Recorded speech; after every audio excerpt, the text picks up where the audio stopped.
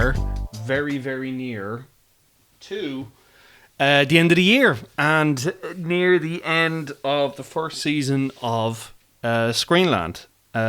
Next week's episode is going to be pretty special. I'm going to film it, and it's going to be the best movies of 2025.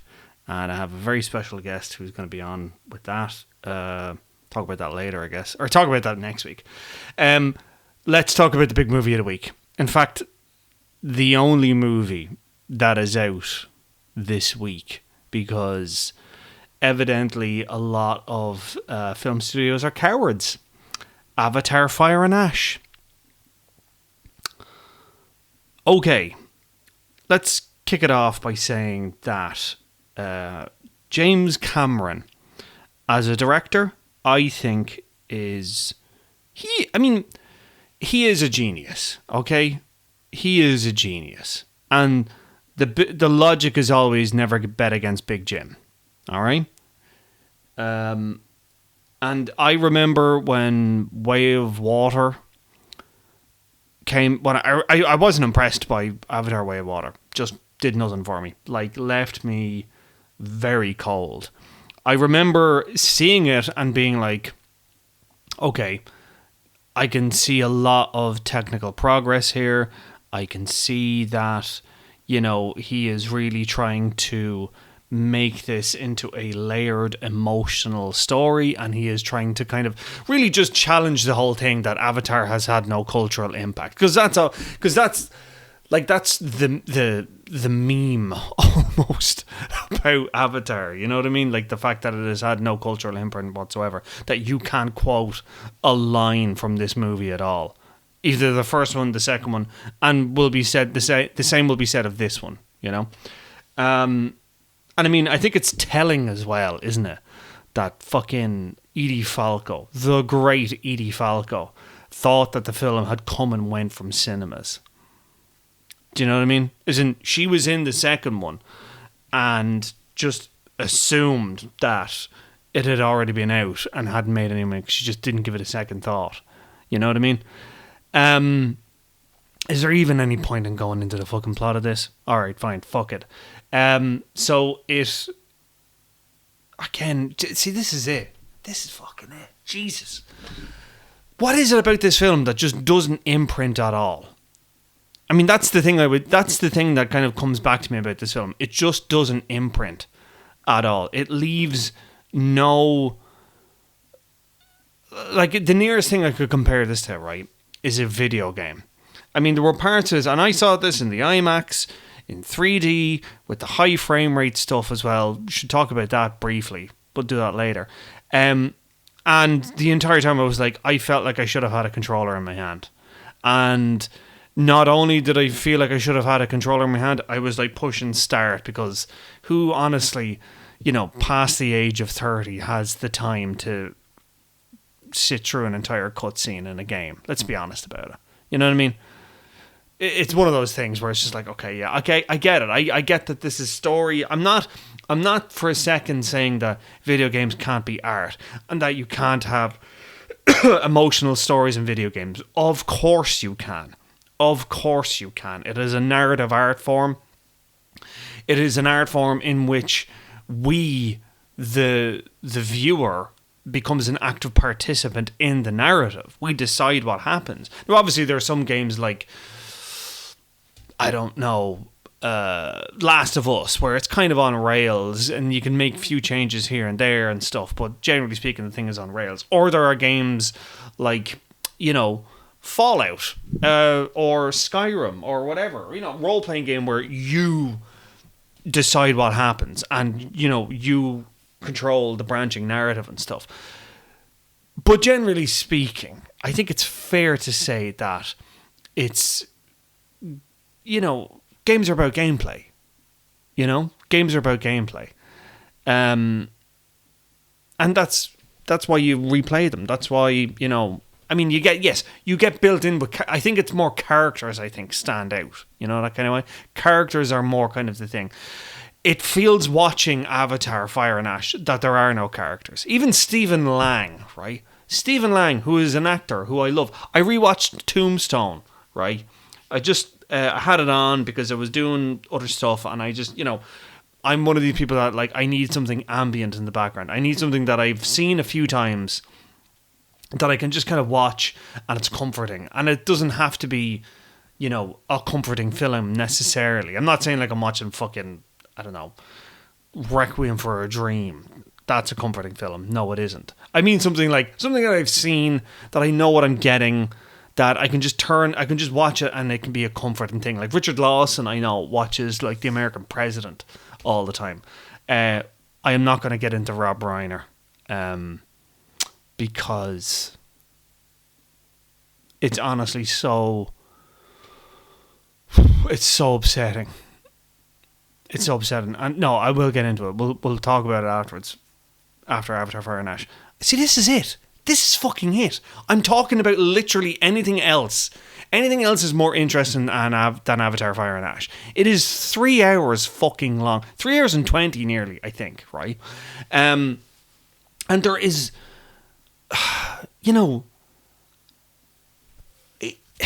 it just rings so hollow watching it. And, I don't think of James Cameron as a hollow filmmaker, you know what I mean? Even something as kind of throwaway, if you like, as True Lies, okay? And True Lies is a film that is wildly Islamophobic, is, Bechdel test, never heard of it. Who would believe Arnold Schwarzenegger as a computer salesman? But yet, when I think of True Lies, I can't help but smile. I can't help but laugh. Fucking, like Bill Paxton, I got a tiny dick. It's pathetic. Or fucking like Tom Arnold. Tom Arnold. Like when he leans against the pole and he's just like, all the bullets just line up. Like, or even just do it doucement. Do it very slow. No. Totally wrong. Like, I mean, come on. Like, it's just... Oh, I'm going to watch True Lies after this, actually. That's what I'm going to do. But, okay. Terminator 2, Judgment Day. For my money, when we think of sequels, it's, Godfather Part 2, Empire Strikes Back, Terminator 2, Judgment Day. A film that, in my opinion, ascends the original. Yeah. I think Terminator 2 Judgment Day is a better film than Terminator. I think The Godfather Part 2... fine. You can't have one without the other. Sure. But, it is a film that builds on it and is better than it. So, the reason why I kind of mentioned Terminator 2 Judgment Day, because James Cameron can do a sequel. He has that in him. He has that in him to do it. And yet, here we are. A third Avatar film? A third one? And like, what? For what? I mean, I get that he is a director that has a lot of anger in him. And he's really about proving a point. And he's really like, no, fuck you. I'm going to make a really heart-wrenching, emotional film. I made Titanic. Who the fuck are you? I get it, okay? But, why was this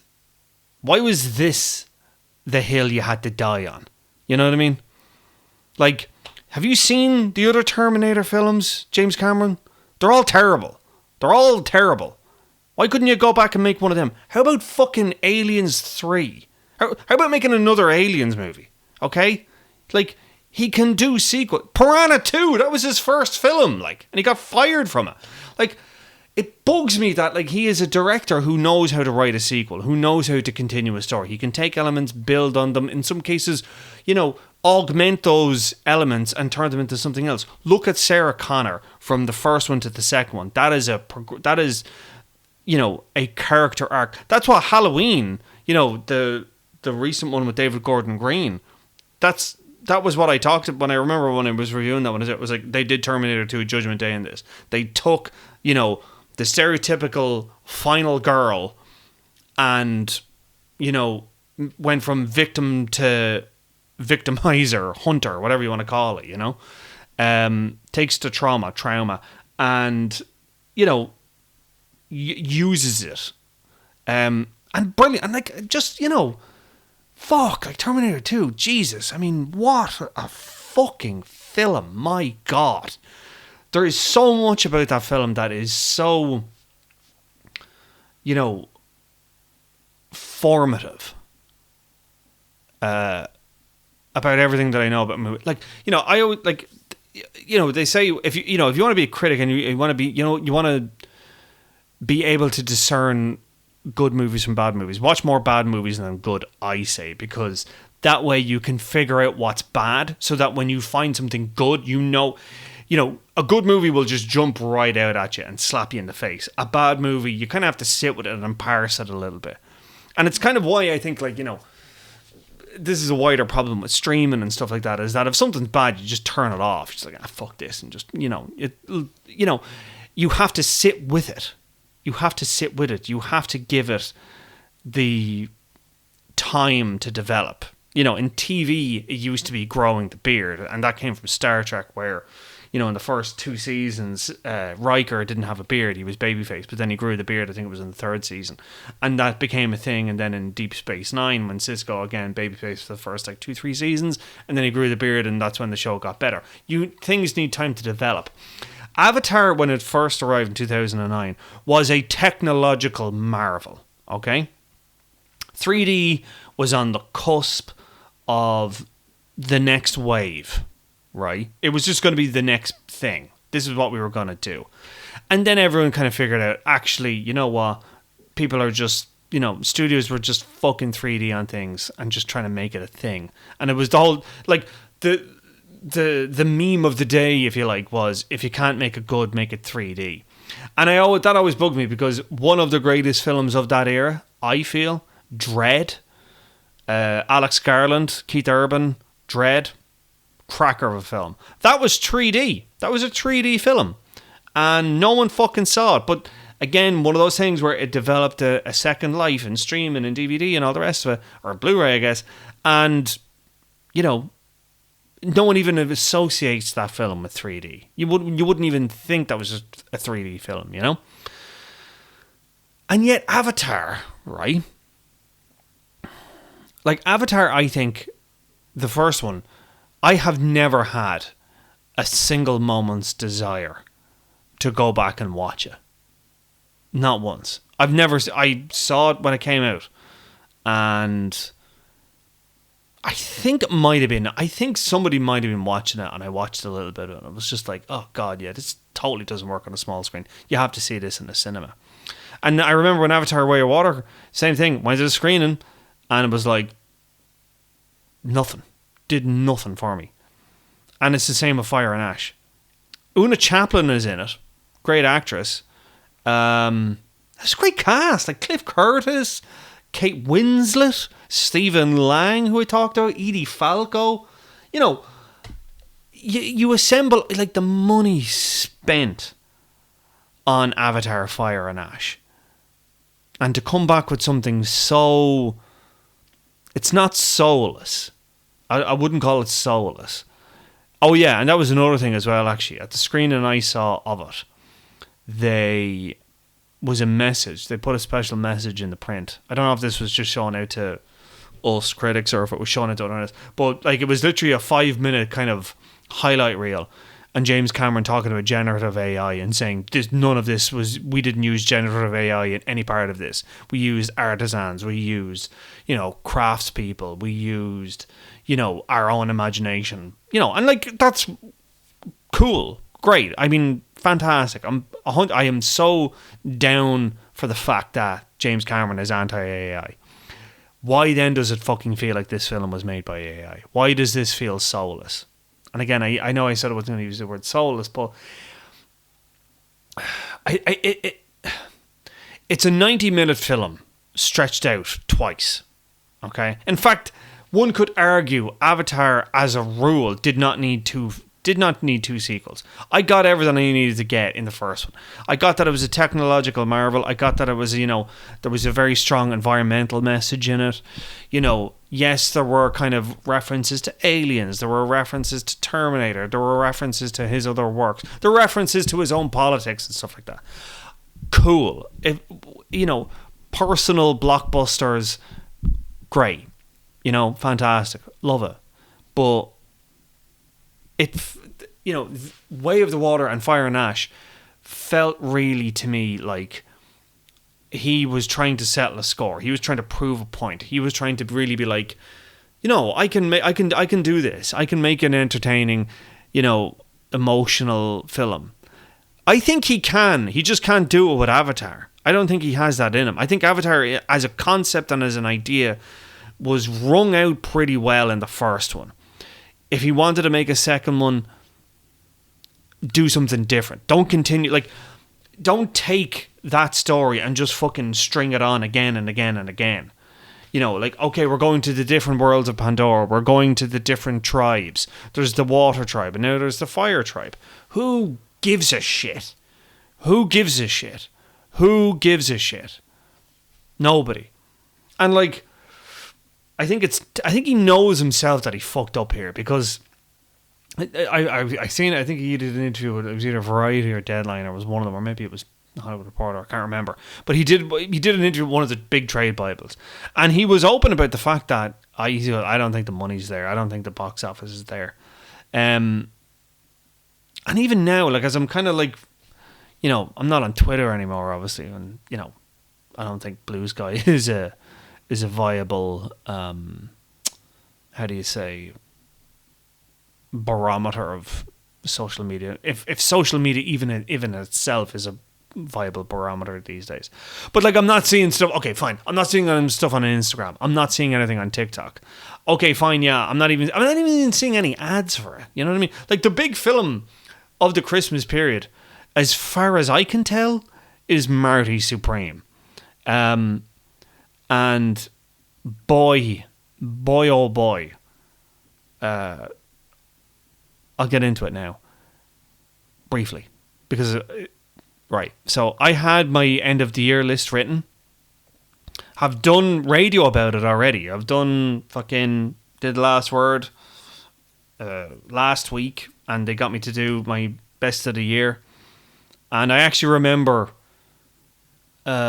thinking, I should probably wait for Marty Supreme. I was like, oh fuck it, I'll just do it. No, in a shot, Marty Supreme into my top 10 of the year.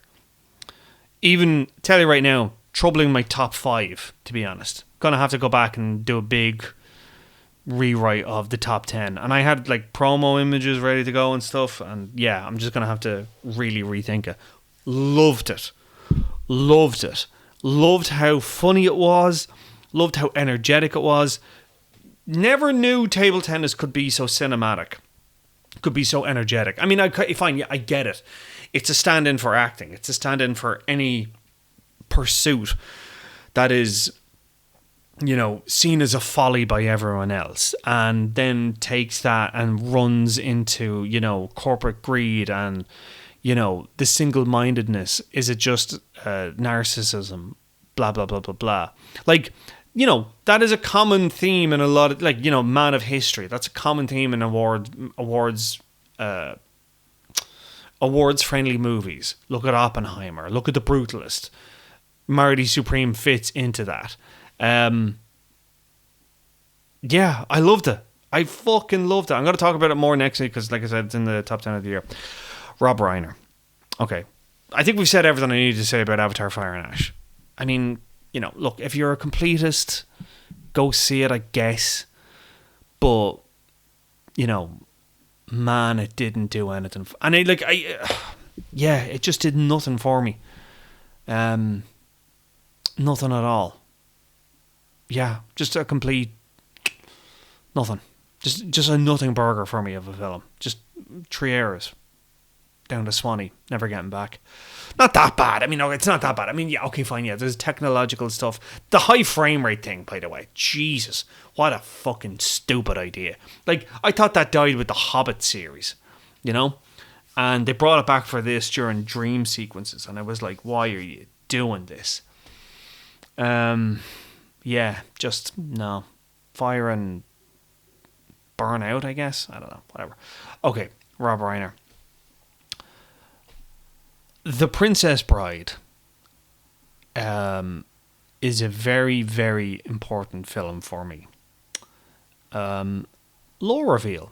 When I got married, I got married during COVID. It was actually day one. It was like the second time we went into lockdown, like the level 5 one, where it was only like 5 people were allowed at weddings and stuff.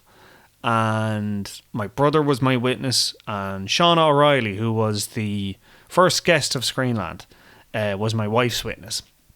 And obviously, because we could only have 5 people at it,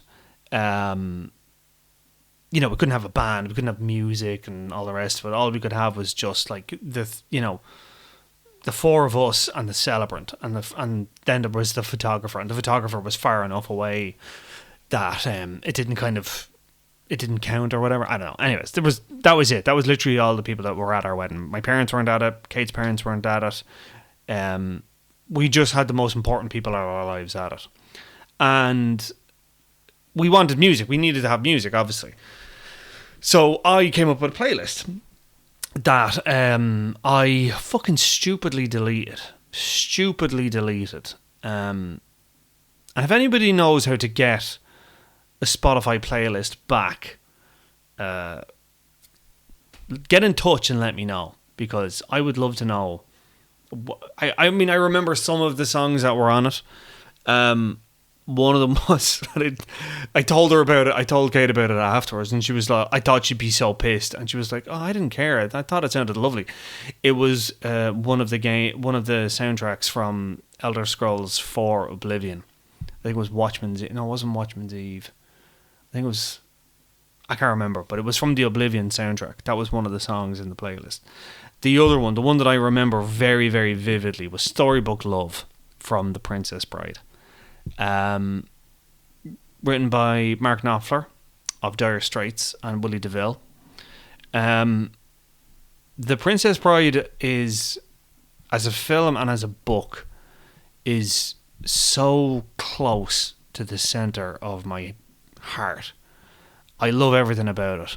I love how funny it is. Peter Falk as the granddad, just the kind of the annoyingness of how much he wants to be there for Fred Savage just breaks my heart sometimes when I think about it. Robin Wright, just that ethereal beauty, the red dress, like that's, wow. The Dread Pirate Roberts, when he turns up and he's all cynical and doesn't give a shit, and life is pain. Anyone else who tells you differently is just trying to sell you something. All his lines in it, like William Goldman's dialogue in it, is just rolls off the tongue. And there we go. We talk about quotable dialogue. We talk about the things that last so many years. Jesus. How about The Princess Bride? Mandy Patinkin, right? Mandy Patinkin is the man I hope I grow up to be. That is, the beard, the kind of the crotchetiness, the righteous anger that he has about what is going on in Palestine, all of it, He is the man I hope to be. And when I think of that scene, and I feel like nearly crying, when I think of that scene with him talking to Wesley, Dread Pirate Roberts, and he talks about his father, I actually think I might cry. And, he says, I love my father, and, when the six-fingered man returned and demanded the sword at 1/10 his price, and then, he shows the scars, and the music that's underneath it, it's just... It's such a special film. It's a film that just, every time I think about it, it just gets me so much. And the book as well. The book is so fucking funny. The book has so much more in it. I would encourage you, if you're all over the Christmas season and you're looking for something to do, go to Chapters, get The Princess Bride and read it cover to cover. It's so fucking funny. You know, yeah, Princess Bride. I have thought about getting a second tattoo, and I was going to get As You Wish written on my arm. Yeah, so that's Rob Reiner. That's Rob Reiner. All right, okay, I should stop. Jesus. Whew. Sorry. Okay, so that's it for this week, because that's the only movie that's out. I haven't watched Fallout Season 2. I am waiting for... Kate has been very busy this week, and I promised her we'd watch it together. I didn't get screeners for it in time, alright? So, yeah. But I want to watch it. I loved the first season. I thought it was great. I didn't play Fallout as much. I was more kind of into, like, you know, Skyrim and Oblivion. But I respected it. I tried to play it a few times. I love the fact that Liam Neeson was in Fallout 4, and he was good in it, like. You know, you could tell he was trying his best in it. It was really good. And what was his face? McDowell was in it as well, wasn't he? Great cast. And fucking New Vegas. Jesus, New Vegas. Come on, like. You know, Matthew Perry. That's the one I played. Yeah, I'm sorry for going off on one there about Rob Reiner. Just it really, like I said, Princess Bride is... That's my film, you know? And it's not even in my Letterboxd top 4. You know, the Letterboxd top 4, people need to realise it's malleable, alright? It's your 4 favourites of the moment. I don't update my Letterboxd nearly as much as I should. So, you know, don't give me any shit, alright? Okay, so next week is the biggie. It is our best movies of the year. I will be talking about Marty Supreme. I will record one more episode after that. That's the end of the year episode. And in that, I'm going to talk about Sentimental Value. And I've already talked about Saipan, so it's basically just going to be a short episode about why you should go see Sentimental Value. It's brilliant. It's brilliant. Shit, actually, I should probably think about it. Wait, was that already on my top 10? Did I put that into the top 10? Oh, I need to think about that. Okay, I gotta go. Hope you're having a good Christmas period. Hope you're enjoying things. Christmas can be weird for people. Whether it's good or bad for you, I hope you're getting through it. And yeah, I'll be on camera next week. That'll be fun. Or maybe not. I don't know. I haven't been on camera doing this in a while. If you get a shock when you see Eddie, by the way, I've been trying to get him to the fucking groomers. The one that we normally bring him to, Fitzsimon's out in Cabra. Not an ad, by the way. They're brilliant. They're booked up. They've been booked up for like the last 2 months. And I don't want to bring him to another groomer because I'm worried that it'll like not traumatize him. Like he's a tough dog. But just I want to bring him there because they're really, really good. And also I like him when he's a little bit scraggly and stuff. You know what I mean? I feel like it gives him kind of character. He hasn't put on weight, by the way. Somebody saw him recently who listens to this podcast. I'm not going to name names, but they saw Eddie recently and they're like, oh God, he's put on weight. No, he fucking hasn't, okay? He hasn't put on weight. He's fine. It's the fur. He's got a lot of fur, okay? He's not fat. I don't overfeed him. That's really irresponsible dog ownership. I do not overfeed him. I'm not walking him as much because it's piss and rain and he hates being out in the rain. Every time I bring him out, he just turns around and comes back. So, like, you know, he's not fat. If you see him next week, if you watch next week's episode, you know, he's not fat, all right? He's not fat. Don't body shame my fucking dog, all right? Don't do it. Okay. Sorry about that. Jesus, I'm really emotional this week. Okay, I'm gonna go. Bye. See you next week. Hope all's well.